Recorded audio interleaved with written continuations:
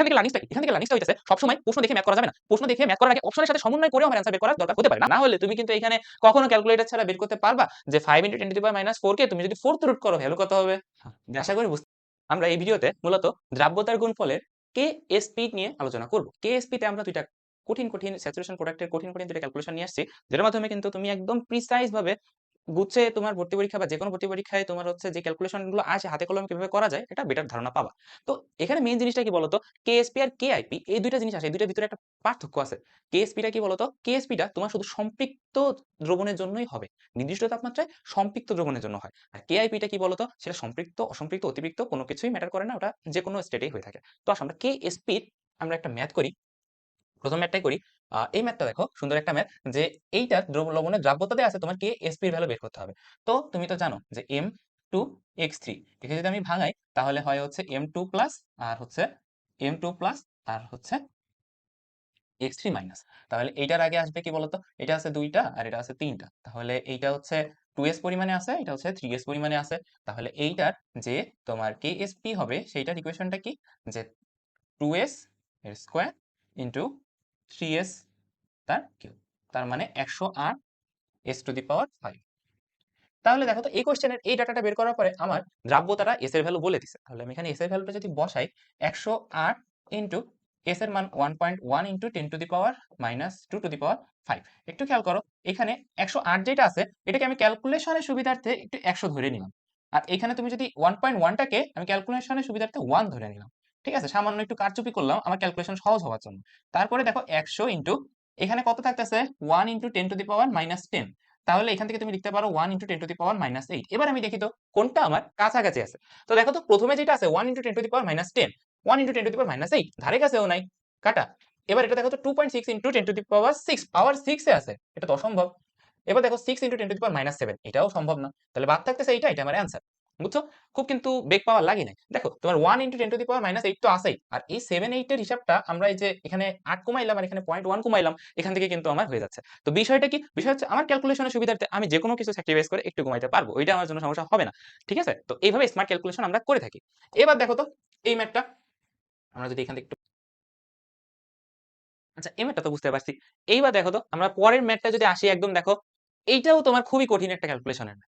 এখানে তোমার কেএসপি এর ভ্যালু বলে দিছে, তোমার এস এর ভ্যালুটা বের করতে হবে। তুমি এখান থেকে তুমি যদি কেএসপি ইকুয়েশনটা ড্রাইভ করে নিয়ে আসো তাহলে তোমার এসে যাবে হচ্ছে 27 s টু দি পাওয়ার 4 সমান সমান 1.7 ইনটু 10 টু দি পাওয়ার -12।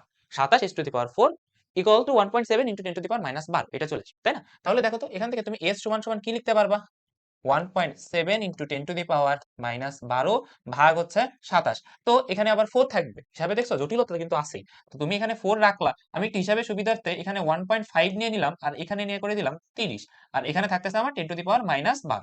এবার একটা জিনিস খেয়াল করো, এখানে যে 15 আছে, এখানে যে 1.5 আছে, এটাকে যদি আমি 15 বানাইতে পারি তাহলে 15 আর 30 কাটাকাটি যাচ্ছে না। তাহলে এটাকে যদি আমি 15 বানাই, দেখো এর সাথে কি একটা নিচে একটা 10 দিয়ে ভাগ করে দেওয়া লাগবে না 15 তে, এটাকে 15 বানাইতে গেলে।